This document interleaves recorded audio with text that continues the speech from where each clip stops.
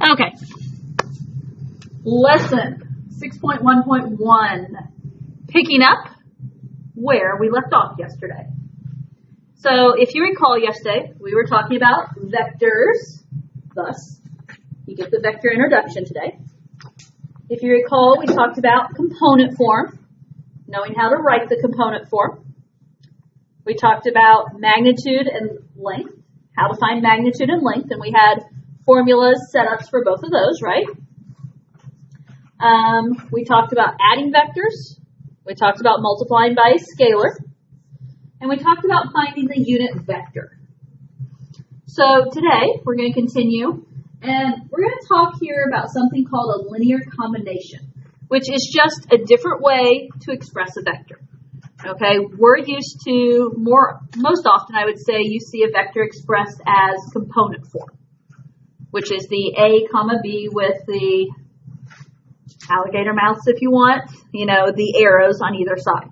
So that's what you usually see. But we're going to talk about a different way where you can express that. So the idea that there are two basic unit vectors. I being the unit vector 1, 0.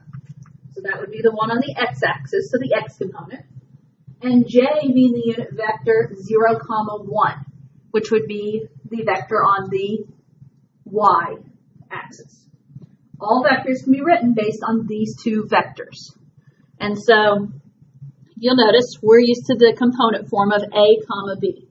Now this is just kind of the work to get there, but ultimately you just have to know how they connect. So the idea that A comma B could be broken up into two vectors, A comma 0 plus 0 comma B. A could be factored out here, and it's A and then 1 comma 0. B could be factored out here, and then it's 0 comma 1.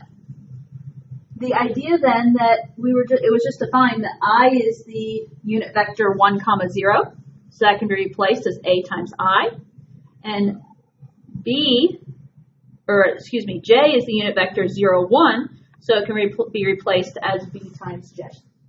Okay, so this is what I would call a linear combination.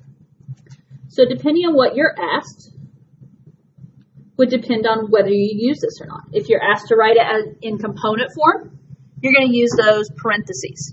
If you're asked to write it as a linear combination, then I'm going to be looking for this A times I plus B times J type setup. Okay? Now, if you to get an idea, let's use the unit vector from above. Yesterday at the end of class, we created this unit vector, right? -3 square root over square root of 13 and 2 over square root of 13. Well, if I'm going to take this unit vector and I'm going to write it in as a linear combination, okay, well, A times I. Well, what is our A value here from the component form? And that's going to be the -3 over square root of 13 times I for the first part, plus, and then it's B times J, and what is our B component?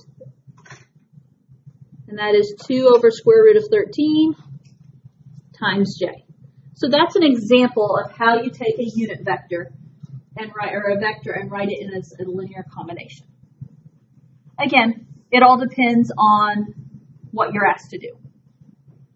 Okay?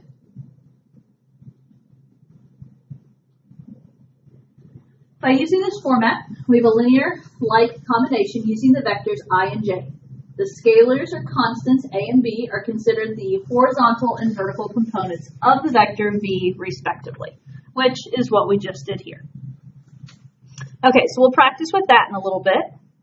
And then we're also going to talk about the direction angle. The direction angle of a vector V is the angle theta that the vector makes with the positive side of the x-axis. Using trig, the horizontal component of a vector is A equals absolute value of V times cosine theta. Or in other words, A equals, you remember absolute value of V is also what we call the magnitude when talking with vectors. So it's the magnitude times cosine of theta. And the vertical component is v equals absolute value of v times sine theta. Okay? And so, again, that's going to help us be able to go back and forth between the information we're given and components. So, the idea here is that when we talked about that linear combination earlier, it was a times I plus b times j, correct? Well, the idea here, we just talked about a being the magnitude of v times cosine of theta times I. Do notice I threw in an absolute value bar after v there that's missing. Actually, it's just in the wrong location. It's after theta, and that's not where it's supposed to be. And then v can be replaced with absolute value of v times sine theta and times j. Okay, so being able to put that connection together there of a and b. And this would just represent the unit vector, because if the unit vector has a length of 1, then that means we wouldn't have to write the magnitudes out front, because the magnitude or length would be 1. Okay? So let's look at this example here. Example 4. Find the components of the vector v with a direction angle of 115 degrees and magnitude of 6. Okay. So, thoughts?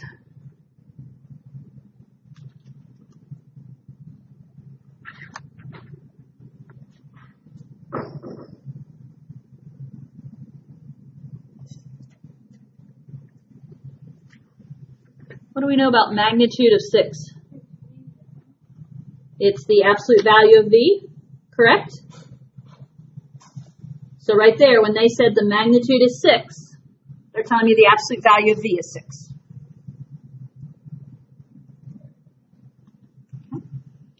Direction angle of 115 degrees. Where's that going to end up going? Or what's that going to end up being? It's an angle. An angle is going to go in place of theta. So right there, when it talks about the direction angle of 115 degrees, I'm being given theta there. And then they're asking me to find what? The components. So if they're asking me to find the components, that would be what you use to write component form, which means you have to find A and B. Yep. So, how can we find A and B?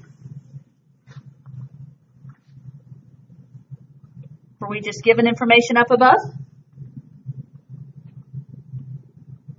Yeah. Up above, if you look, it says for A, the horizontal component, A is the magnitude times the cosine of the angle. Do we know all that information? We certainly do. Fill it in. A is magnitude, which the magnitude is 6 times the cosine of 115 degrees. Grab the calculators and do the math. Really?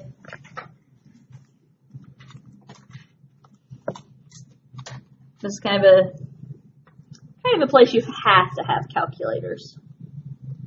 I guess we didn't really use it yesterday, though, did we? Oh, well, we hit the point. We have angles today, so we are. Okay, 6 times cosine of 115. Did you get what I got? So negative 2 point, says 535, so I'm going to go negative 2.54. And that is my A value.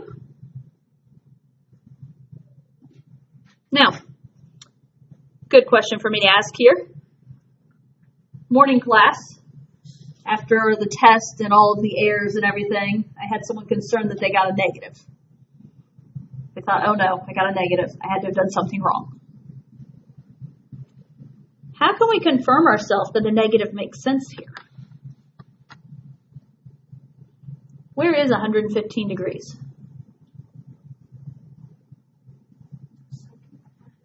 Second quadrant, yes. And what do we know about that second quadrant? All students. So sine is positive, and what's that mean about cosine? It's negative. So does it make sense I got a negative then? Okay. That's just using some trig logic to figure that out. Okay, let's find B. How do we find B?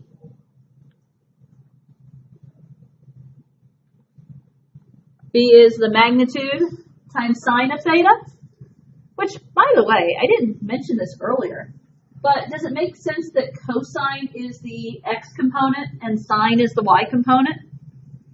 Because what do we know on our unit circle? On our unit circle, an ordered pair, what have you been taught? Cosine, sine, yes? So, good to know there.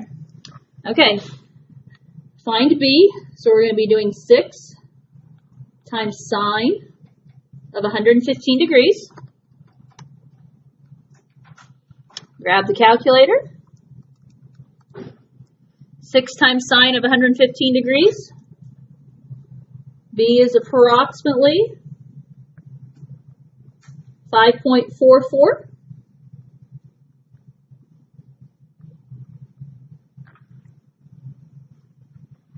On the same conversation earlier, does it make sense that A was negative? Does it make sense that B is positive? Sine in quadrant 2 is going to be positive, isn't it? So that makes sense it would be positive. Now, it asks for the components. It would depend how they ask you to write the components, if they tell you how to write the components. If we go component form, what's component form going to look like? That's just using negative 2.54 and 5.44. Okay, so that's using the component form, and that would be one option. The other option that we just learned today, as opposed to yesterday, what about if you're asked to write it as a linear combination?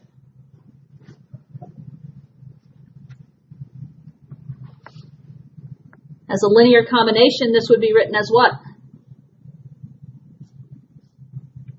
Replace A and B, leave the I and J, so we're going to have negative 2.54 I plus 5.44 J.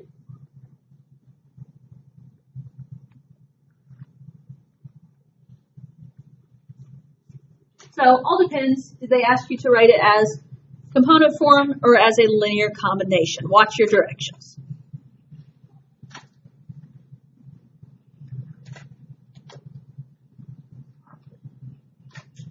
Okay. And example 5.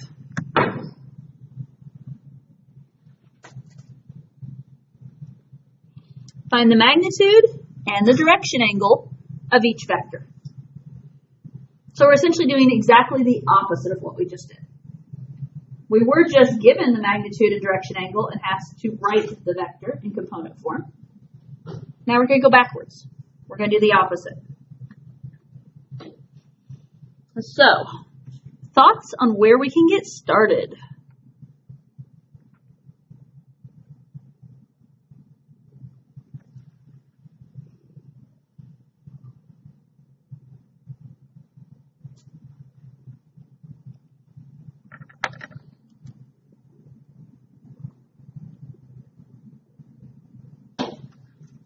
Remember anything about magnitude from yesterday?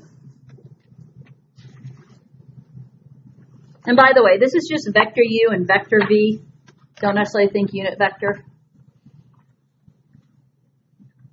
How do we find magnitude?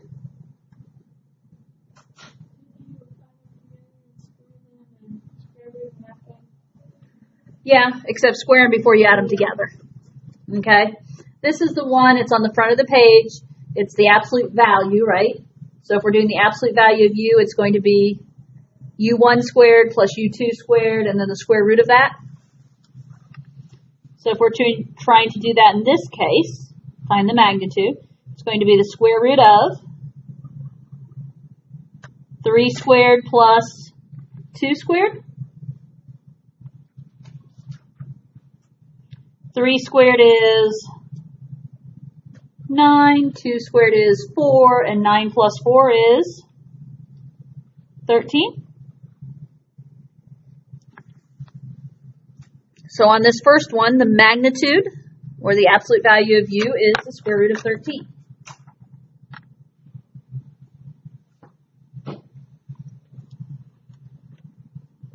Now, the other thing we're being asked to find is the direction angle. What is direction angle represented as? What variable? What? Theta.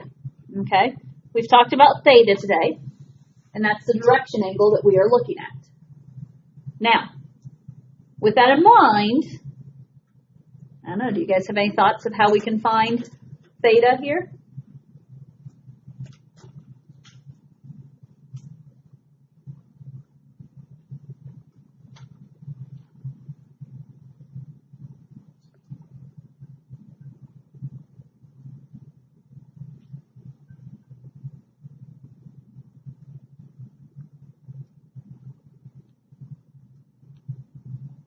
We're given the vector 3, 2.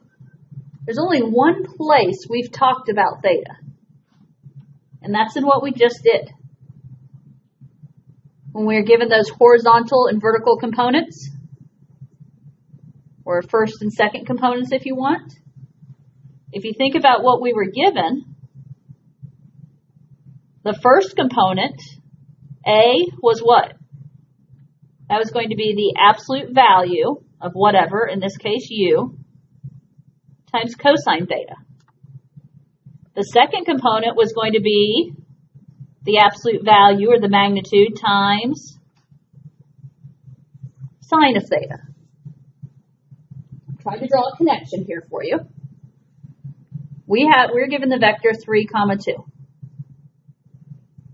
Here, the first component can be found by doing the magnitude times cosine theta. The second component can be found by doing the magnitude times sine theta. Do you see how I could set an equation up that would allow me to find theta? Let's put 3 equals to square root of 13 times cosine theta. Yep. Okay. And Lauren specifically used 3 equal to square root of 13 cosine theta. Okay. There's also another one we could technically set up too, isn't there? Do we have to do both? No, you don't have to. Now, I'll be honest, this first one, showing everything, I'm going to do both. But once we get past the first one, I don't know, pick. Are you in a cosine mood or a sine mood? Right? Or which one has, worked better for you? But yeah, the idea that magnitude cosine theta is equal to 3. But our magnitude in this case is the square root of 13 times cosine theta is equal to 3. Or, if cosine has just wronged you and you want to do something different, the other option is you could say that square root of 13 times sine theta is equal to 2. So, how do I solve for cosine theta here? We're at the algebra part. How do I get cosine theta by itself? We're going to have to divide the square root of 13 over. And so then I'm going to have 3 divided by square root of 13. Or, if you're working over here on sine, how do we get sine by itself?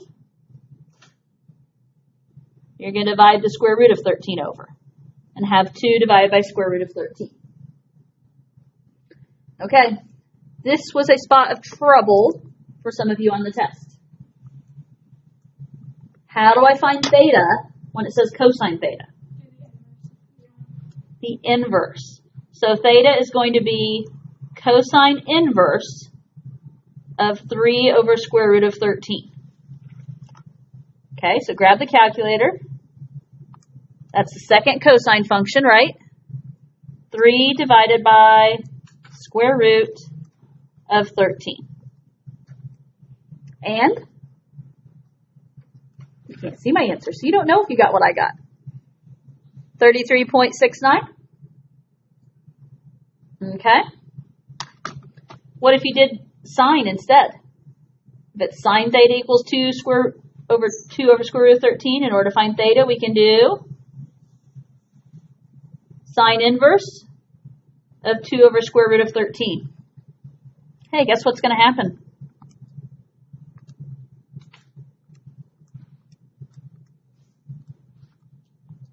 And again, I'm just doing this to show you that there's my proof. Doesn't matter which one you do. Same exact answer, right? So either way you go about this, we find theta to be 33.69 degrees. Now, before I move on, let me ask you a question. I should have asked something earlier, but I forgot. Does the angle 33.69 degrees make sense with the original component form? The original component form was 3, 2. Where would 3, 2 be? In quadrant 1, yes? 3 right, 2 up. This is in quadrant 1. Did my angle land in quadrant 1? Yes, it did, right? So that's always just a good thing to check, because there are times where it doesn't land in the quadrant it's supposed to. We have to think about reference angles. Okay, questions there? Okay, my A example kind of ran into my B example, but there's still plenty of room to do B. So, let's try B. -2, -5. While it's fresh in my mind, because I tend to forget this until much later, let's talk about what quadrant we should expect to find this in. Quadrant 3. If you go left and down. And so if it's going to be in quadrant 3, what kind of measurement should we expect? Between what and what?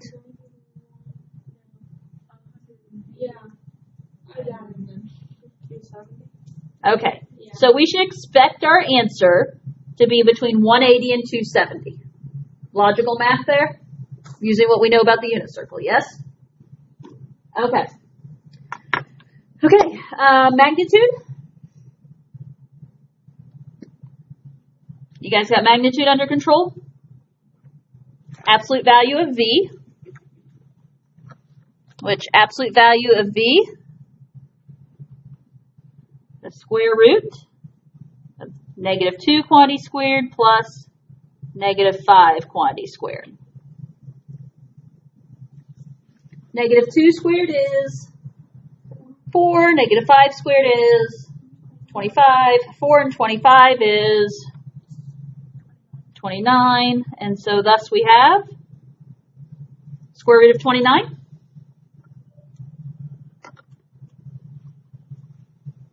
Okay. That's the easy part, yes? Direction angle. Well, again, think about the vector we're given. We were given -2, -5. And we know the components. We know the first component is the absolute value of V times cosine of theta. We know the second component is absolute value of V times sine of theta. My recommendation? Pick one. Pick one, set it up, solve it. It doesn't matter which one, they'll work out well. They give you the same information. So, if I use cosine, square root of 29 of cosine theta equals -2. Solve for cosine. So cosine of theta is negative 2 over square root of 29. How do I solve for cosine there when it says cosine? No. How do I solve for theta when it says cosine theta? Inverse. Cosine inverse of negative 2 over square root of 29.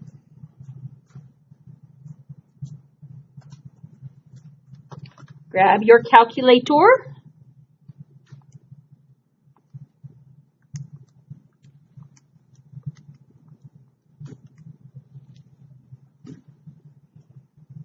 $111.80.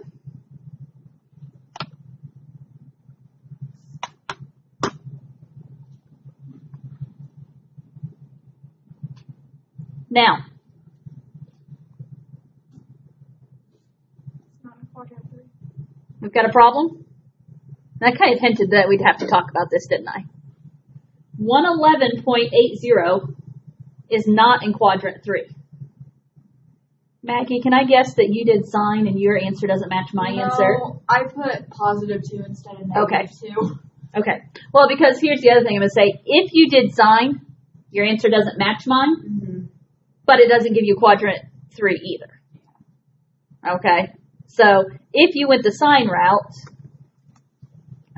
I forget what you get. You still have a similar issue. Yeah. Notice if you went sine, you got negative 68, which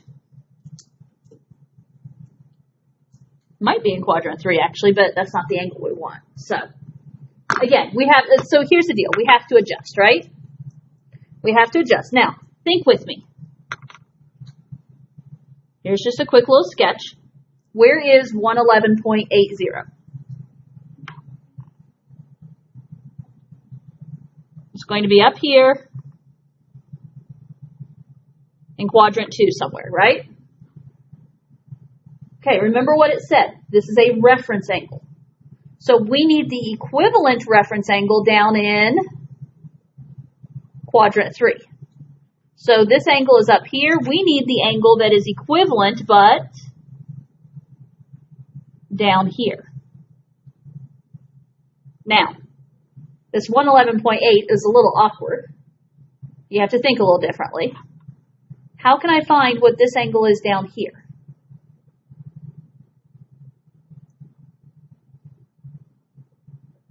Over here, I went 111.8, yes? Down here, could we go 111.8 from this way? Going backwards? Okay. Now, here's my thought. What is this? This is 0 or what? 360. So what could I do with that 111.80? Subtract it from 360. So if we subtract it from 360, 360 minus 111.8 gives us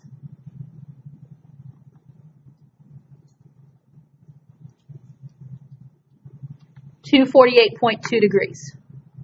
Does that make sense for where I need to land?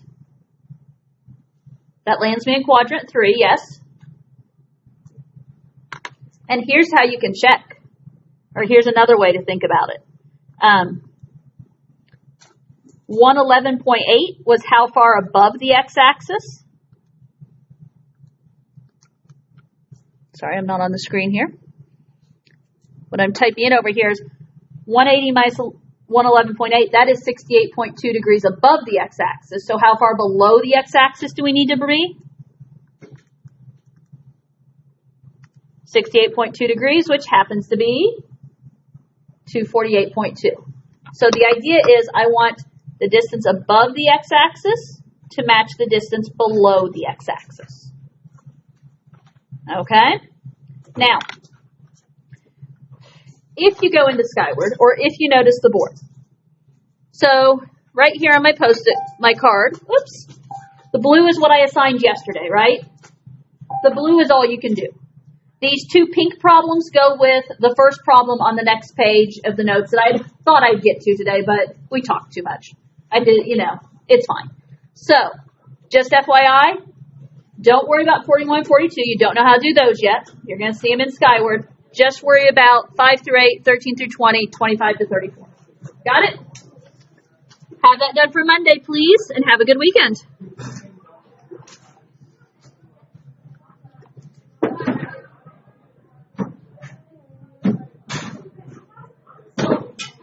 I'm almost done with it.